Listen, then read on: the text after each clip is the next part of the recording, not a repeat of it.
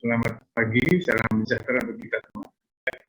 Jadi pagi ini kita akan membicarakan penyakit hepatitis.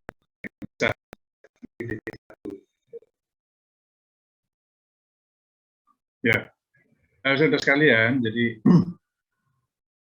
sebelum kita mulai membicarakan penyakitnya, ya, kita harus sepakat dulu, ya, harus sepakat dulu tentang dua istilah ini, ya. Jadi hepatitis dan hepatosis, ya.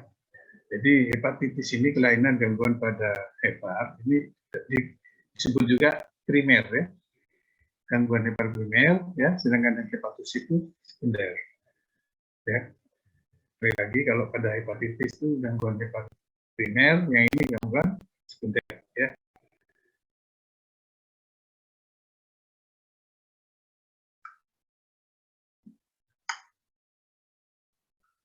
Kan?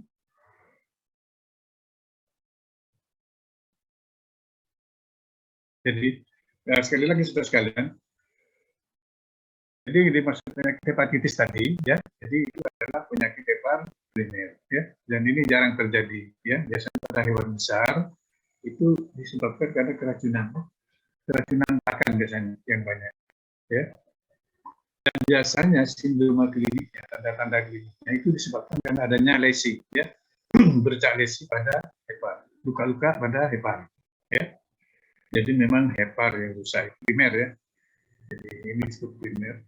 Sedangkan yang hepatosis tadi, jadi ini sama hepatitis, ya, yang ini hepatosis, ya.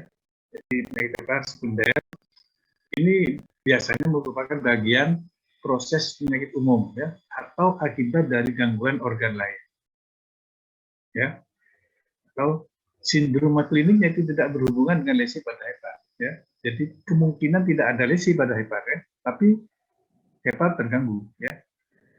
Mungkin ya contohnya yang lebih gampang itu pada diabetes, ya, pada diabetes mellitus, karena memang ada gangguan di bagian pankreasnya, ya.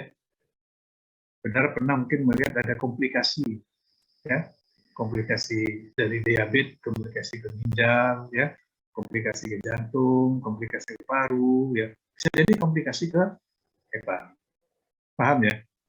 Jadi penyebab primernya itu bukan di hepar, ya, tapi karena proses gangguan organ lain, paham, ya. Kalau ini memang itu primer, ya, hepatitis karena terjadi lesi pada hepar, ya, itu saja. Jadi supaya kita bisa membedakan istilah hepatitis dan hepatosis, ya. Nah, saudara sekalian, jadi untuk diagnosis, saudara sekalian, ya, jadi diperlukan ketelitian pemeriksaan fisik dan laboratorium, ya, karena kita kan bisa melihat kelainan hepatitis bisa melalui pemeriksaan lab, mungkin dengan foto, dengan lab, ya. Jadi sekali lagi diperlukan ketelitian pemeriksaan fisik dan laboratorium, ya. Dan diagnosa, saudara, diagnosa terhadap penyakit hepar itu berdasarkan gejala klinis, ya, bisa berdasarkan palpasi dan perfusi, ya, ini pemeriksaan fisik, ya, pemeriksaan fisik. Kalau ini kan dari anamnesis, ya, anamnesis biasanya bercerita tentang gejala klinis yang muncul, ya. Kemudian palpasi dan perfusi ini sebagai pemeriksaan fisik. Kemudian kalau memang bisa ditentukan, dan rata-rata pada penyakit hepar dilanjutkan dengan pemeriksaan laboratorium, ya. Kalau perlu di biopsi, ya, OSG atau biopsi. Jadi ini nanti semua dikonfirmasi baru kita bisa menentukan diagnosanya, ya. Jadi kalau kita hanya berdasarkan gejala klinis mungkin kurang akurat. Jadi paham, ya. Jadi hanya berdasarkan anamnesis itu kurang akurat. Jadi dilanjutkan dengan palpasi perfusi, dengan pemeriksaan lain dan seterusnya, ya. Jadi inilah metode diagnosis, ya, diagnosis penyakit hepar, ya. Nah, kita bahas sekarang gejala klinisnya, ya. Saudara sekalian, jadi gejala klinis pada gangguan hepar itu bisa berupa empat kelompok, empat besar, dibagi empat besar, ya. Yang pertama adalah gejala neurologis, ya, neurologis yang ada kaitan dengan saraf pusat, ya. Jadi neurologis yang dikenal dengan encephalopathy hepatis. Dan gangguan pada ensepal, ya, pada otak, ya, disebabkan karena gangguan hepat. Ya. Ini yang utama gejala neurologis. Ya. Yang kedua adalah gejala gastrointestinal. Ya. Gejala apa? Gejala pencernaan. Ya. Pastilah berat badan menurun. Kenapa? Karena biasanya pada penyakit hepar itu menyebabkan apa? Anoreksia. Ya. Nafsu makan menurun, ya, dan menurun menyebabkan berat badan turun, ya.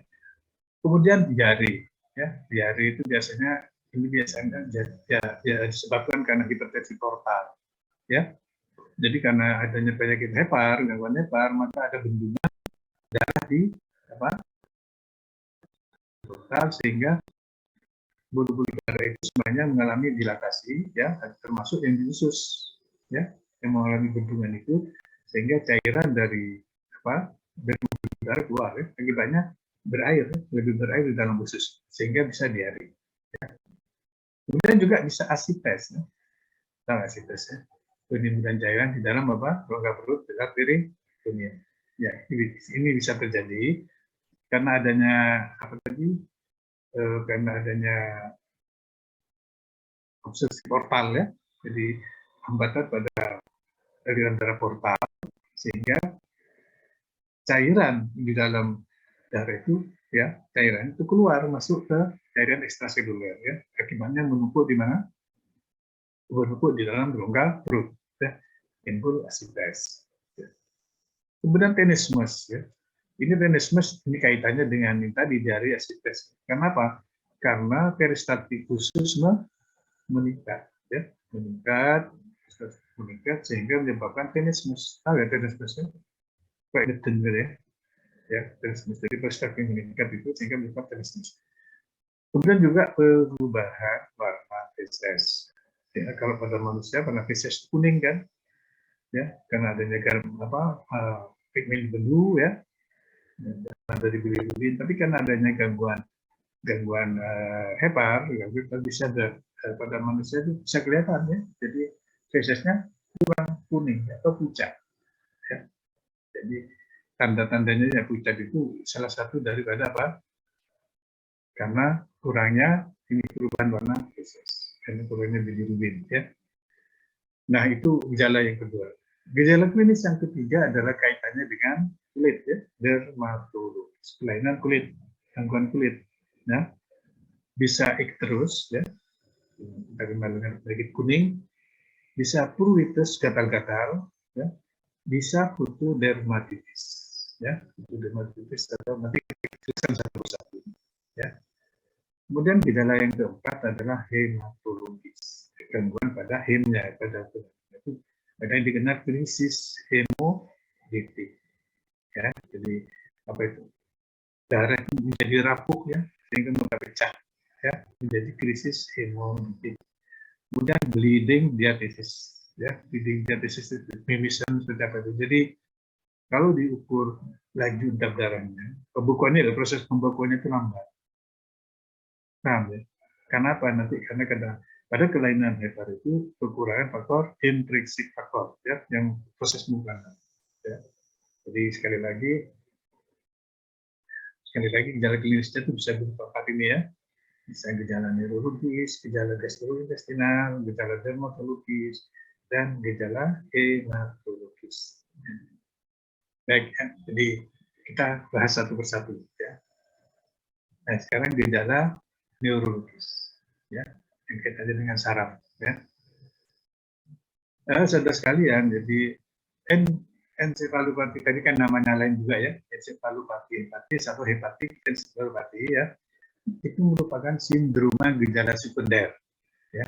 Jadi sekali lagi gangguan otaknya itu bukan primer, ya, tapi jadi skala sekunder karena gangguan hepar, ya, karena gangguan hepar menyebabkan kelainan pada gangguan pada otaknya, ya, sehingga mengalami status mental abnormal, ya. Status mental abnormal. Jadi beda ya dengan saraf, ya. Kalau saraf kan kelihatan sakit saraf, pinggang, ya. Tapi ini mentalnya, karena saraf pusat ya, status mental abnormal. Ya. Jadi ini biasanya yang bisa tahu itu pemiliknya biasanya yang sering memperhatikan. Ya. Nah, kalau dicari penyebabnya, jadi secara patofisiologi, jadi kelainan fisiologinya ya Pak, faktor yang berpengaruh itu antara lain karena hipoglisemia.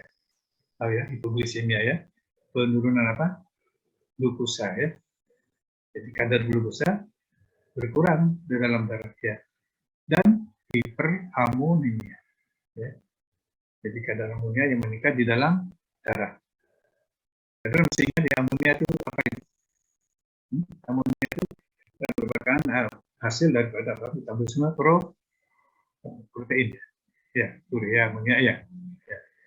Jadi sekali lagi itu yang berbuat disebabkan karena hipoglikemia dan hiperammonemia. Ya. Dan seluruh sekalian gejalanya ini biasanya tidak jelas, ya, kurang jelas, dan hanya itu tadi perubahan perilaku itu hanya dikenal oleh pemilik, ya, yang tadi memperhatikan kondisi hewannya. Ya. Jadi orang lain kan nggak, tapi ini karena mentalnya orang hanya apa? Status mental abnormal ini hanya pemiliknya biasanya mengetahui, ya, karena tahu seluruh tingkah laku hewannya. Ya.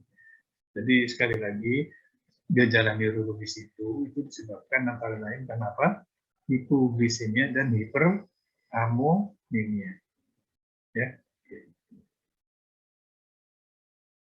Nah, sekarang gejala gastrointestinal, ya, dan pencernaan. Yang tadi yang pertama berat badan turun, ini jelas karena apa? Karena pada kelainan kandungan hepar itu timbul anoreksia, ya. Anoreksia karena nafsu makan menurun dan jelas gangguan fungsi metabolik, ya. Saudara masih ingat bahwa hepar itu kan merupakan pusat metabolisme, ya.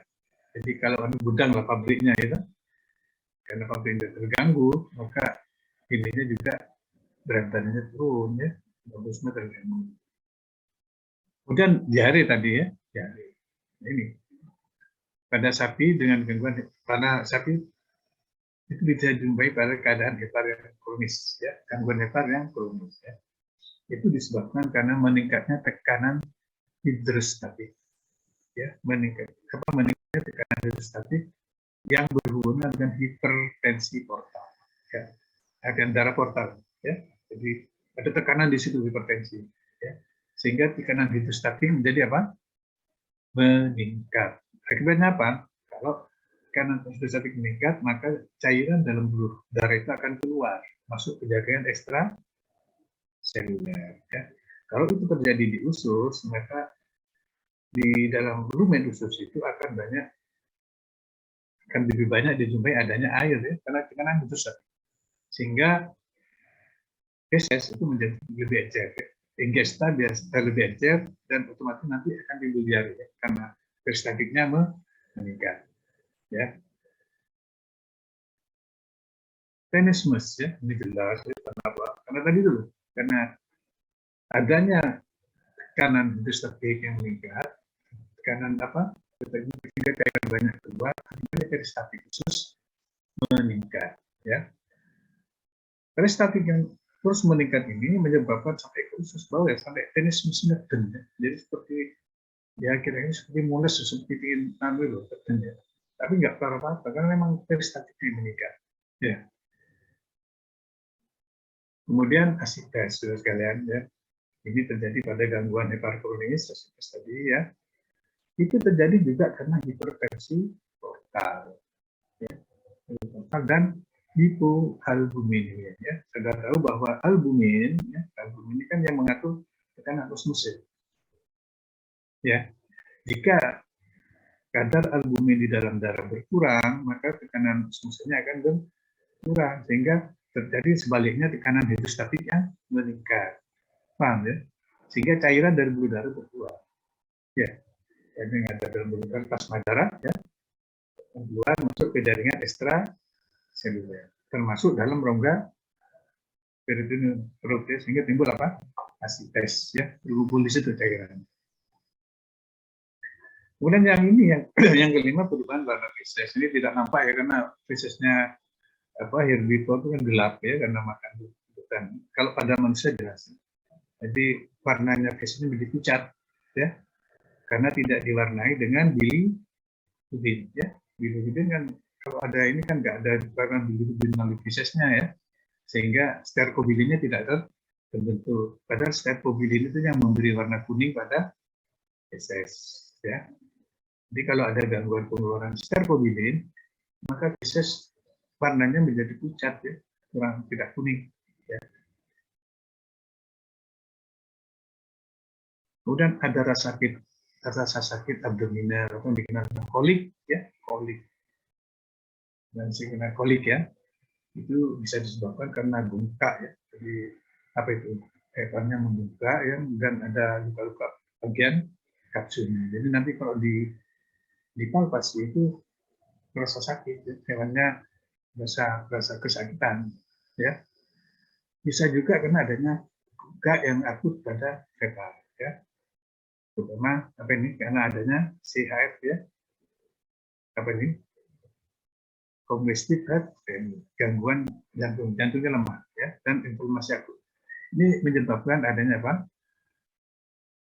Kebengkakan pada hepar, ya, karena darahnya menumpuk, ya, karena pembengkakannya kurang kuat, atau karena peradangan yang akut sehingga hewannya menjadi bengkak. Ya. Dan pada kuda, koli itu hilang timbul biasanya pada kasus cholelithiasis, ya. Cholelithiasis. Kole itu apa? Saluran bedu, ya. Lithiasis batu, ya. Jadi batu saluran bedu.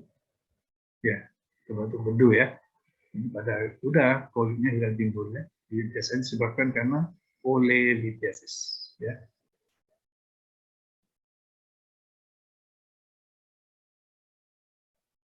Nah, sekarang kita lanjutkan. Tadi sudah gejala klinisnya kan, ya.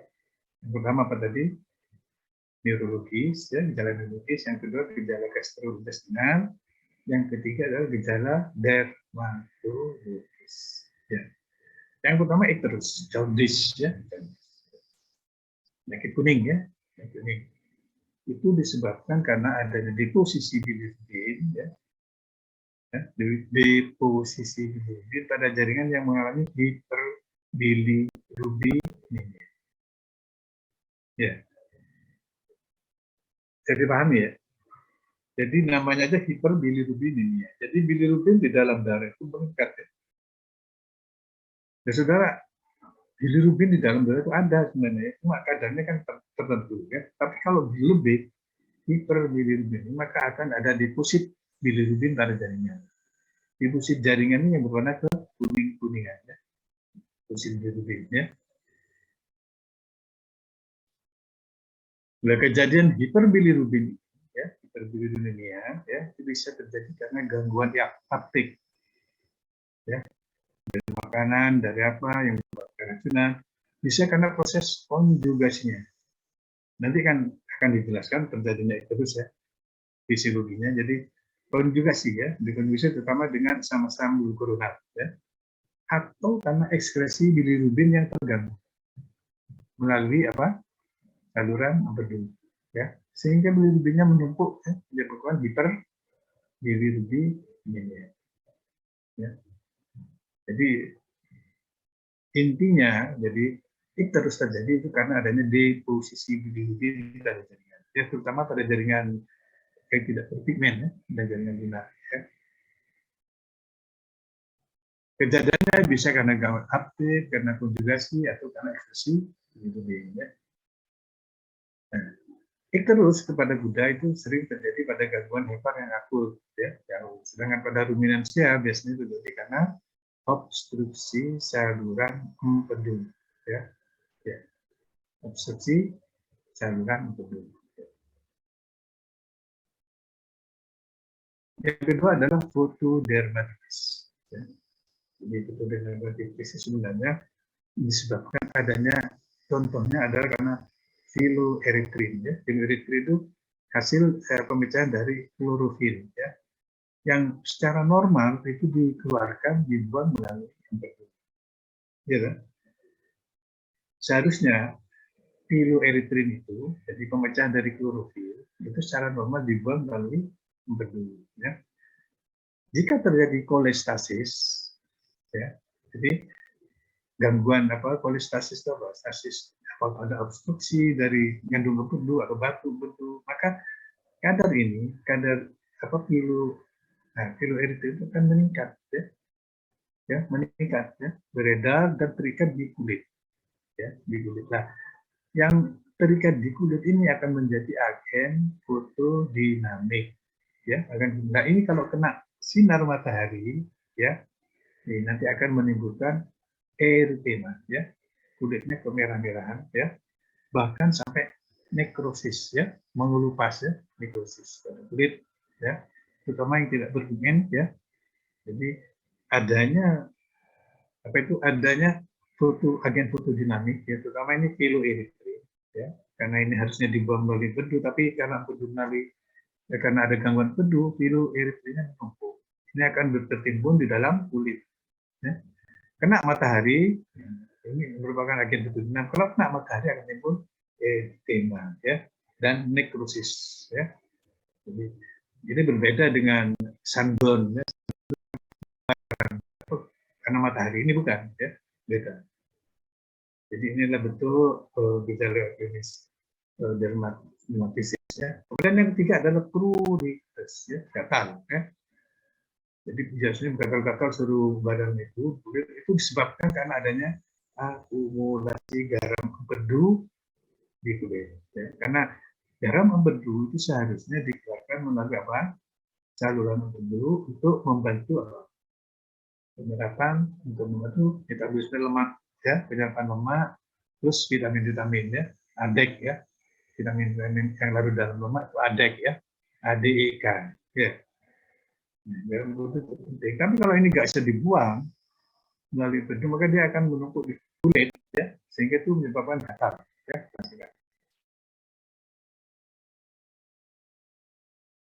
Nah, sekarang yang terakhir adalah gejala hematologi, ya. Jadi sudah gejala pertama apa? Gejala neurologis, kemudian gejala gastrointestinal, kemudian gejala dermatitis, sekarang gejala hematologi, ya. Ada yang dikenal dengan perdarahan diatesis, ya. Jadi dipicu oleh koagulopati. Jadi maksudnya koagulopati itu adalah proses pembukuan darah, ya. Jadi maksudnya kalau ada perdarahan biasanya secara normal kan segera membeku, ya, nggak ada luka segera membeku. Tetapi karena adanya koagulopati, proses pembekuannya lama, ya. Jadi kalau dilihat CT-nya tahu CT, clotting time, ya, clotting time atau LED laju dalam darah itu memanjang, ya. Jadi mestinya katakan 1 menit itu bisa 1,5 menit atau 2 menit baru membeku, ya, karena adanya, ya, jadi penyakit hepat bisa menyebabkan koagulopati, ya. Jadi kelainan pada proses pembekuan darah. Pada penyakit hepat sudah harus mengetahui juga bahwa laju empedu dan garam empedu apapun ke saluran pencernaan menurun terus, karena ada itu batu empedu, mana dia tidak bisa dibuang melalui pencernaan sehingga meningkat di dalam darah, ya, diserap kembali. Kemudian gejala hematologi yang kedua adalah krisis hemolitik, ya. Krisis hemolitik itu yang menyebabkan fragilitas sel darah merah, jadi mudah pecah, ya. Sel eritrosit itu dindingnya mudah pecah, ya. Saudara nih, mohon maaf ya, saudara nih punya nggak diktat nih? Punya ya diktatnya ya? Sama ya? Agak beda, dokter. Agak beda. Ya nanti kalau nanti di komtinya minta saya tak kasihkan. Ya, materinya ini tak saya kasihkan. Ya, komting apa D dan E, ya.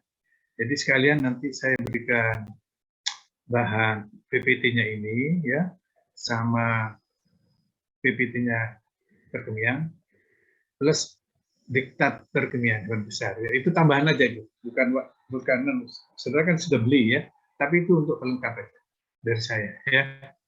Kalau boleh, tapi dulu nggak boleh saya kasihkan. Katanya sudah ada di apa di hebat apa? Sudah ada di situ nggak bahannya? Yang untuk materi ini belum ada, dokter. Tadi kami dapat dari kelas lain.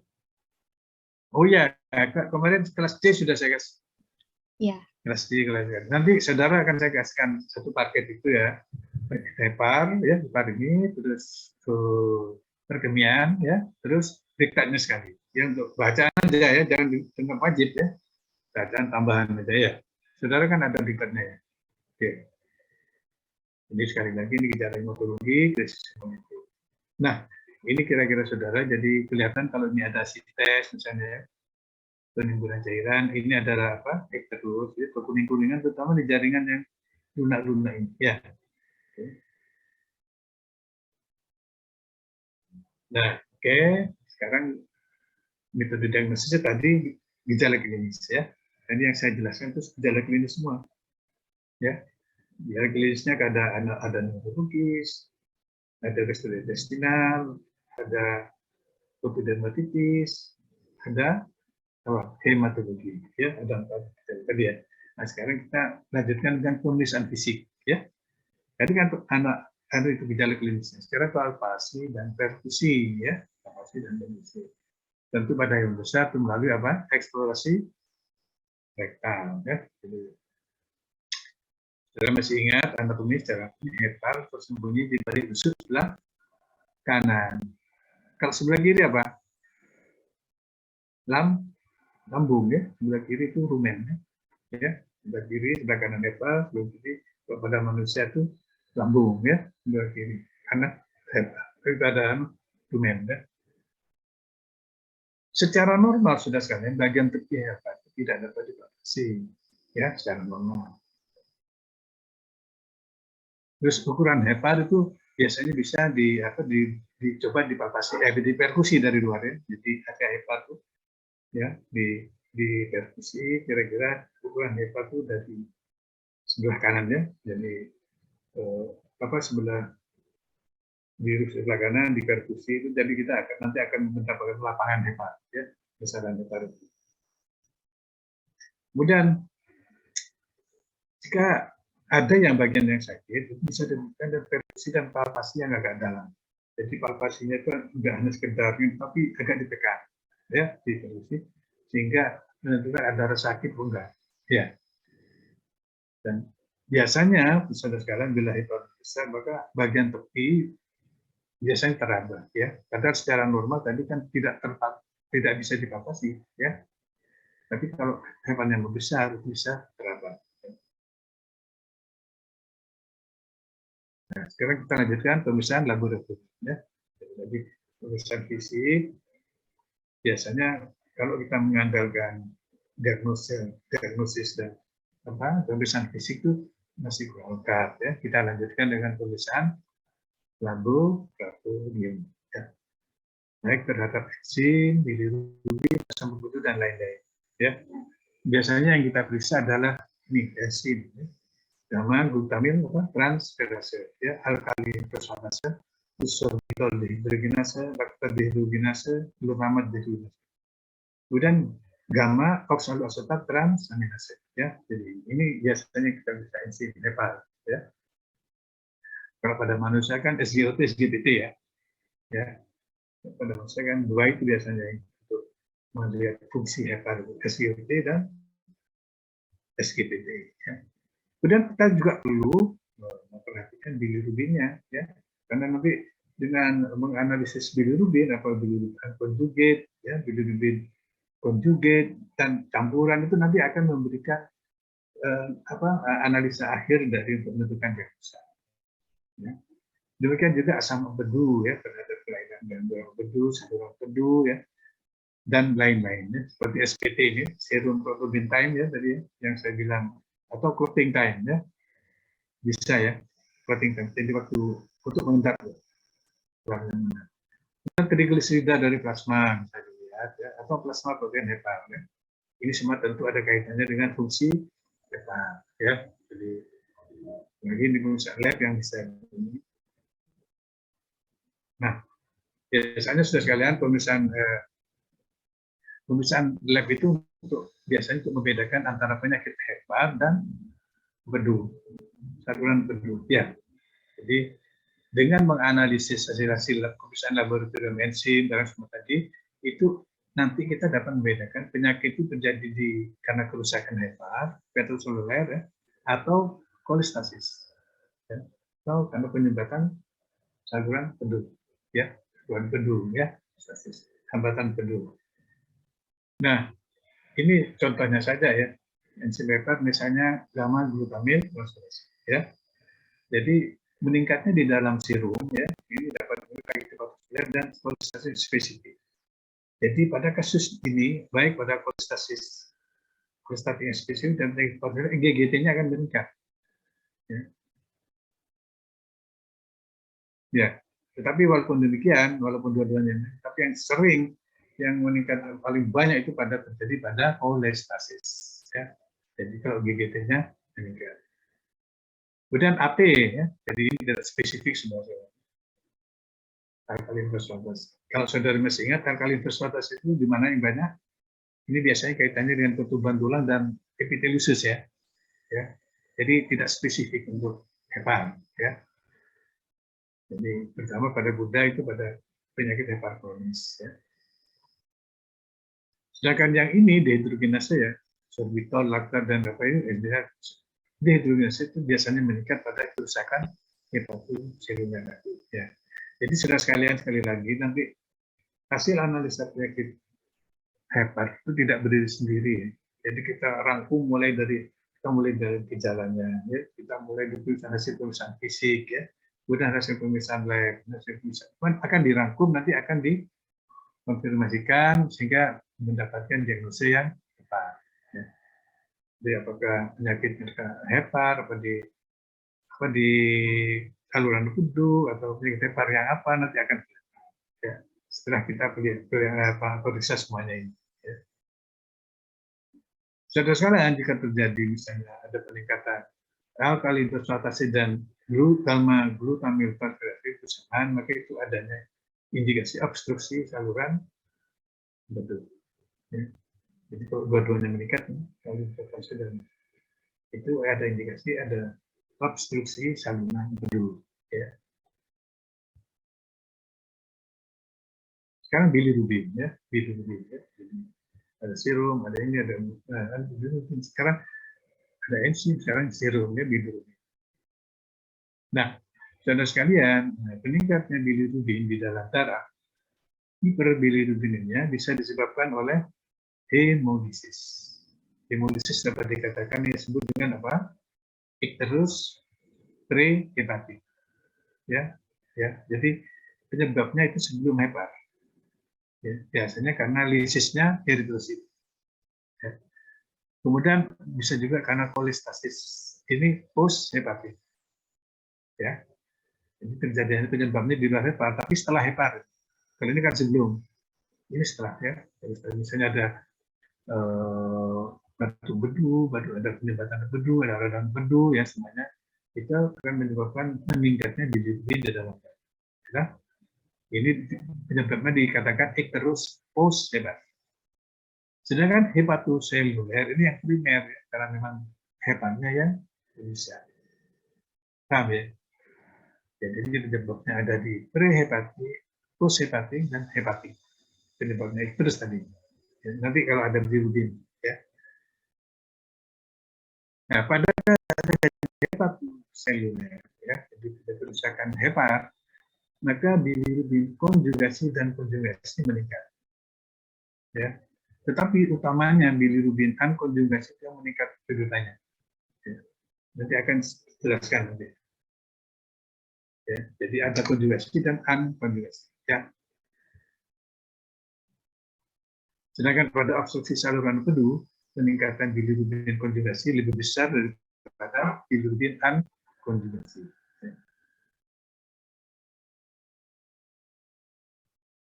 Jika terjadi bilirubin uri, ya, kan ini normal bilirubin nggak sedih urin ya. Jadi dalam urin dijumpai adanya bilirubin ya, tanpa adanya hemolisis ya, nggak adanya parasi darah, nggak ada apa, nggak ada eritrosit, maka itu menunjukkan adanya obstruksi saluran bilirubin. Ya, ini salah satu indikasi bahwa kalau ada bilirubin uri ya, bilirubin uria tanpa hemolisis, maka itu indikasi adanya obstruksi saluran bendu. Ya. Asam membedu ya. Jika meningkat asam membedu adalah diagnosis spesifik kerusakan hepar. Ya. Mungkin masih ingat ya penggunaan asam membedu? Mudah-mudahan nanti masih ingat ya. Ini untuk membantu metabolisme lemak terutama ya. Kita nanti dibuka lagi. Ya. Sedangkan pemeriksaan tambahan sudah sekalian ada SPT ya, serum protein type tadi ya. Jadi, meningkat ya, jadi beberapa pembekuan itu meningkat karena kurangnya sintesis faktor beku berkurang ya. Terutama apa itu yang dibuat di hati. Ini ya faktor 5 ya, faktor intrinsik ya. Faktor intrinsik 5, 7, berapa 9 dan macam-macam ya. Faktor-faktor udara yang diproduksi hebat. Di samping juga vitamin K tentu ya. Kemudian TG ya, triglycerida meningkat pada penderita hepatik lipidosis, perlemakan hati ya. Jadi pada perlemakan hati maka akan dijumpai kadar TG istilahnya, triglycerida plasma meningkat. Ya. Dengan amonia itu meningkat, glukosa bisa menurun ya karena ini hati tidak lagi yang glukosa dan protein plasma juga menurun. Ya. Jadi semua pemeriksaan lab yang harus kita kerjakan. Ya. Nah, saudara sekalian, pemeriksaan lab yang lain itu dengan menggunakan USG, ultrasonografi dan biopsi ya. Jadi ini untuk melihat lebih dalam ya, karena alat ini mempunyai penetrasi maksimum 30 cm ya, jadi bisa menembus, bisa melihat kondisi hepar dalam organ sampai ke kedalaman 30 cm. Ya. Jadi menggunakan IKN laser dan laser laser atau macam ya. Jadi biasanya di sekitar kalau kita mau melihat hepar, ya di sekitar hepar kita bulunya kita cukur ya, tingkat kulitnya bersih ya, ukur, kemudian kita kasihkan gel, jelly, kemudian baru kita menggunakan probe ya, probe-nya USG dijalankan ini, sambil dilihat dimonitor ya. Dilihat ukurannya, dilihat kelainannya, dilihat ya, tepi-tepinya, apakah ada kelainan ya, itu oleh USG.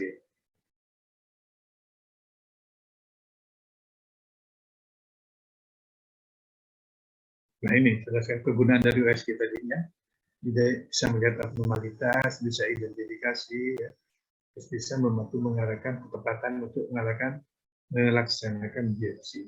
Ya. Jadi apakah ada kelainan dalam saluran empedu, ya, apakah pena, apakah ada cairan, itu bisa dilihat, ya, apakah ada abses, tumor, kolilit, ya, batu bedu, ya, dan itu bisa dibantu dengan penggunaan USG, ya. Dengan untuk mengidentifikasi biasanya bisa lihat hepar, bisa lihat ginjal, limfa, usus dan diafragma, ya. Dan yang ketiga adalah mengarahkan tempat biopsi.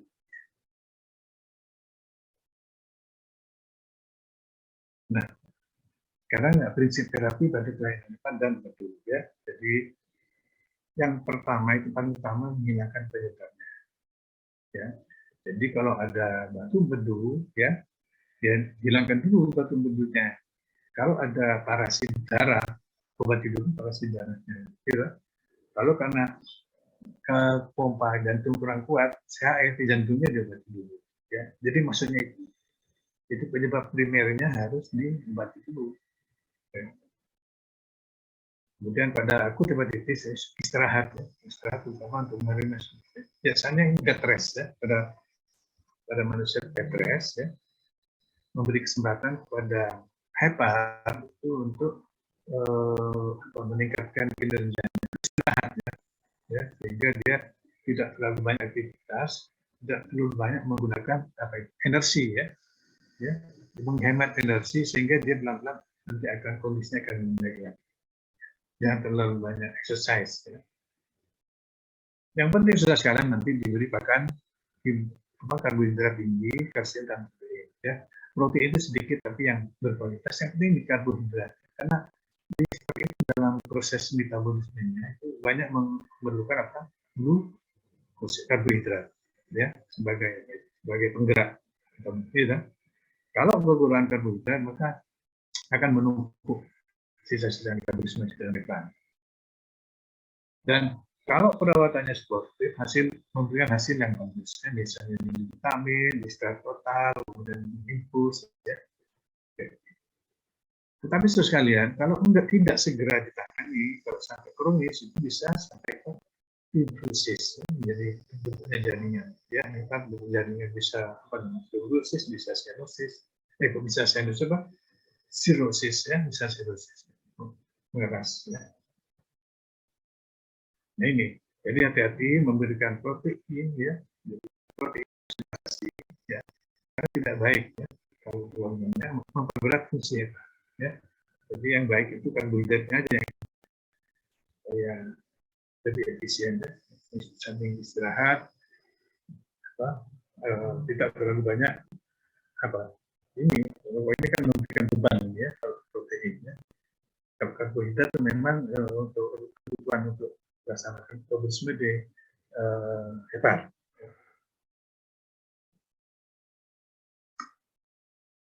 Nah, ini kembali ke belakang ya, supaya saudara nanti bisa paham ya. Jadi apa ya sebenarnya encephalitis? Sebenarnya encephalitis itu sindrom gangguan saraf ya oleh keracunan otak akibat amunnya yang berlebihan. Iya toh? Kan tadi disebabkan karena hipoglikemia dan hiperamonia. Ya. Jadi amonium itu seharusnya dibuang sudah sekalian. Jadi di proses buang, tapi karena tidak bisa diekspresikan, dia menumpuk di dalam darah. Ya. Menumpuk di dalam darah, akhirnya sampai ke otak. Ya. Pusat saraf. Ya. Maka timbul sindrom gangguan saraf. Dan gejalanya biasanya ini, letargi itu komlo ya. Seperti nggak ada semangat, komloi lah pokoknya. Terus inkoordinasi, eksitasi, ya, kolik, depresi. Pokoknya semua ini adalah membentukkan kepala berunding. Ya. Semua ini adalah gangguan mental. Ya. Jadi kita tadi sudah disebutkan di depan perubahan mental. Ya. Jadi terutama karena gangguan saraf tadi, ya, encephalitis. Ya. Jadi ini gejala-gejala gangguan saraf. Ya. Terutama 4. Untuk menangani ini sudah sekalian, karena biasanya kan tadi kadang-kadang koordinasi dan menaduk-adukkan tanduknya katanya bahwa maka diberi sedasi, ya, penenang ya, penenang. Ya. Kemudian sedapat mungkin mengurangi produksi dan absorpsi toksis, ya, ya. Jadi kalau ada keracunan karena tanaman itu segera dikurangi dengan obat-obatan supaya mengurangi penyerapannya. Ya. Kemudian diet tadi ya nanti kita satu-satu. Kemudian terapi cairan, vitamin, antibiotik, antibakteri ya. Vitamin terutama yang kaitannya tadi ya dengan pembukaan darah. Ya. Nah, antibiotik yang dianjurkan adalah metronidazol, aminoglikosida dan antibiotik yang mempunyai beta-laktam ya. Karena ketiga-tiganya tidak diserap ya. Tidak terlalu membebankan kinerja dari hepar. Ya. Dengan banyak serat ya. Kemudian yang penting adalah terapi cairan dextrosa ya. Jadi energi ya. Energi pada hari pertama, kemudian ke jam berikutnya dikurangi dosisnya sampai 5% dextrosa. Itu untuk memberi energi pada hepar untuk meningkatkan kinerja. Ya. Kemudian vitamin K, K1, B1, folic acid per minggu. Ya, ini yang ada kaitannya dengan apa? Dengan pembukaan darah, ya, koagulasi, proses koagulasi. Diet saudara sekalian, jadi diet energi tinggi itu maksudnya ya diberi glukosa, karbohidrat, sebaliknya proteinnya jangan banyak, jangan dibalik, ya. dengan protein yang banyak, yang karbohidrat yang rendah ya. Jadi sekali lagi karbohidrat yang tinggi, protein yang rendah ya. Kemudian sedasi ya, sedasi yang bisa dipakai adalah silasin dan diazepam ya untuk penenang ya. Dan ini memimpin produksi dan reversi metabol tadi toksin kafein bisa menggunakan laktulosa dan mimicin. Ini bisa mengurangi menekan produksi toksin dan mengabsorpsi ya racun-racun yang terbentuk dalam saraf ya, terutama karena makanan-makanan yang toksik. Sama ini. Nah, oke. Ada kuliah lagi habis ini? Ya, ada kuliah lagi. Ada, Dok. Jam berapa? 10? Iya, jam 10, radiologi. Ya, sebentar lagi ya, saya ini banyak sekali. Nah, sekarang kita lanjutkan terus ya, terus. Dari kuning ya. Terus tadi disebutkan bahwa itu disebabkan hiperbilirubinemia ya, karena penimbunan bilirubin ya di dalam kulit, terutama kulit yang tidak berbilirubin ya. Penyebabnya sekarang tadi sudah saya singgung, ada prehepatik, hepatik, dan posthepatik. Ya. Nah, prehepatik itu biasanya disebabkan karena eritrolisis, hemolisis. Biasanya disebabkan karena apa? Parasit darah, ya, parasit darah, dan obat-obatan atau apa yang menyebabkan bisnisnya eritrosit. Jadi sebelum hepar, ya, heparnya nggak apa-apa. Kalau yang jaundice hepatik ini memang heparnya yang rusak. Ya. Kalau posthepatik itu ginjalnya nggak apa-apa, tapi setelah ginjal misalnya saluran pedu ya yang terganggu ya, sehingga bilirubinnya nggak bisa dibuang ya, akhirnya masuk lagi darah dan menjadi hiperbilirubinemia. Nah ini kira-kira sudah sekalian ya fisiologinya. Jadi sudah sekalian, jadi bilirubin itu berasal dari heme ya.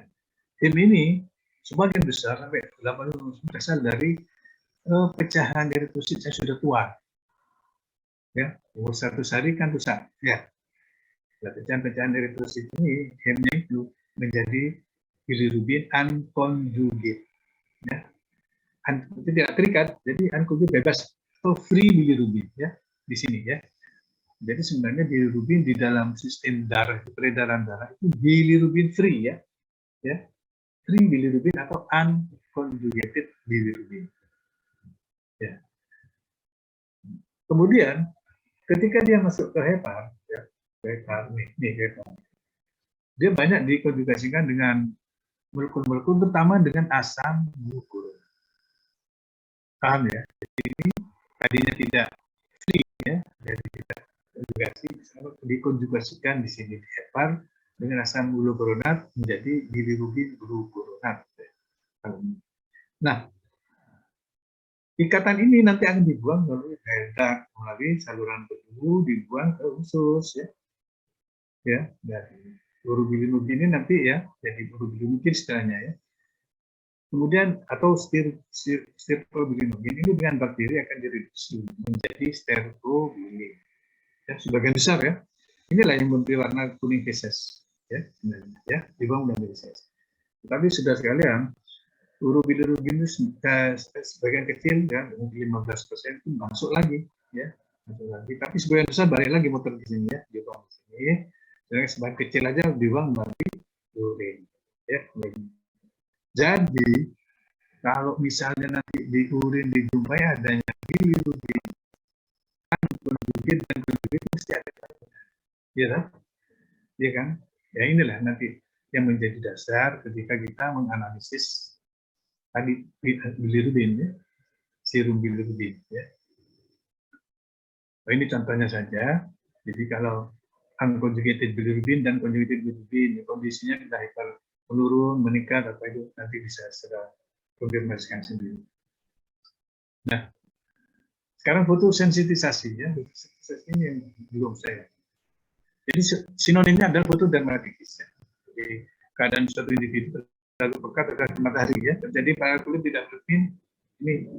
Nah ini ya, kulitnya mengelupas. Jadi kan tadi pertama terjadi eritema, kemerah-merahan, tapi lama-lama mengelupas, nekrosis ya.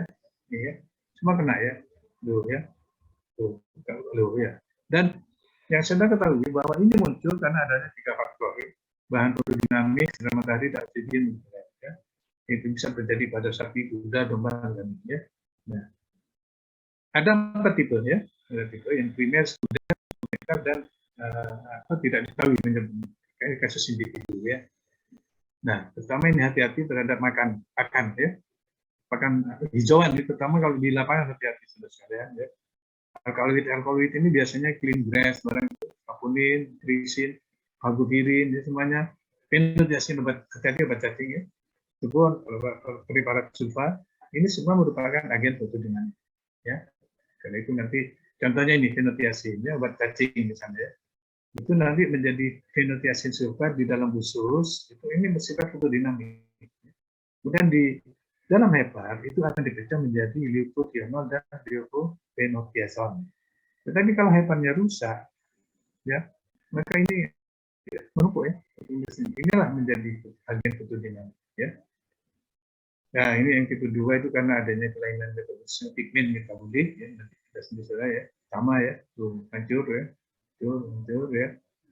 Kemudian juga yang sekunder ya, jadi ya tadi ya klorofil dihidrolisis menjadi piroeritrin, dan ini harus melalui bedu ya.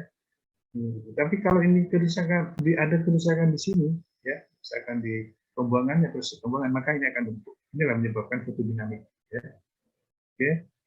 Nah, penyakit keempat ini biasanya ke individual ya. Semacam alergi gitu ya. Tidak merata ya. Oke. Terapi sudah sekalian ini ya, hindari dari sinar, dipotong ya 3 faktor tadi. Jadi sinar matahari dihindari, matikan hijau diganti warna kering, ya, dan jadi laksatif, antihistamin, ya, antibiotik untuk mengurangi infeksi sekunder, dan ini dipilih dulu supaya tidak kena jamur. Ya. Nah, ini sudah sekalian kalau waktunya sudah habis. Penyakit hepar saya bisa sendiri ya. Yang sering kita jumpai itu biasanya abses hepar, ya, akibat apa? Fasiola. Ya. Kalau saudara nanti ikut apa? Idul kurban ya, banyak menjumpai ini ya.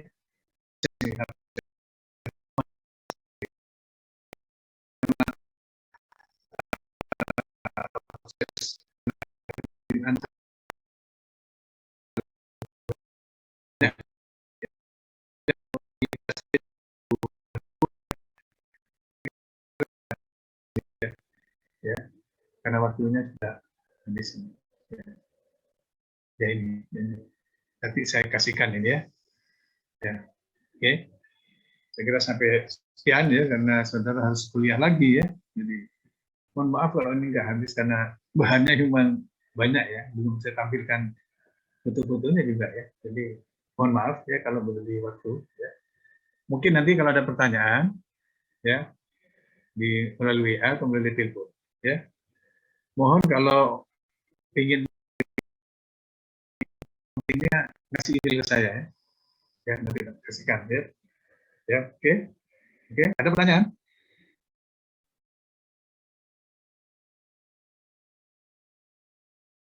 Udah ya, karena waktunya habis ya. Sampai segini aja. Oke, terima kasih perhatiannya. Assalamualaikum warahmatullahi wabarakatuh. Waalaikumsalam. Terima kasih. Terima Ya, nanti kasih, anunya ya, dokter.